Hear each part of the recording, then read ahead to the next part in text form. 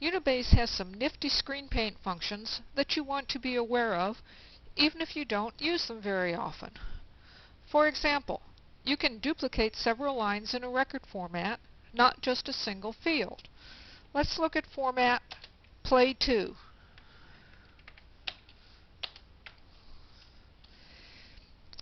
It has several fields that we want to repeat because they appear as additional lines on a form. We can duplicate all of these fields at once by using a block function. The oversign key, function key 8, followed by the letter M, is used to mark a block. We put our cursor on the first line of the block to be marked. Press function key 8, release it, then the letter M. We get this message, waiting for second mark. Then we put our cursor on the last line of the block to be marked. Press function key 8, then the letter M. All three lines get square brackets in columns 1 and 80 to show that they are a marked block. We have three choices for this marked block.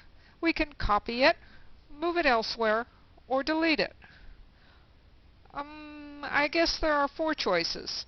If we change our minds, F8M will unmark the block. Now we have to remark it. I'm going to press F8M. We're waiting for our second mark. Cursor up to the first line and press F8M again. Notice that I could mark the lines in either a forward or backward direction. So let's copy the lines. Let's move the cursor down to line 10. We'll press function key 8, release it, and then the letter C. We've copied the block starting at the line below the one the cursor was on. We were on line 10, but the block got started at line 11. And notice that the copied block is still marked with the square brackets, so we can perform another block function.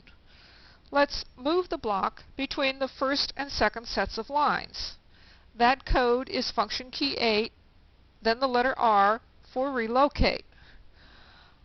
Let me digress.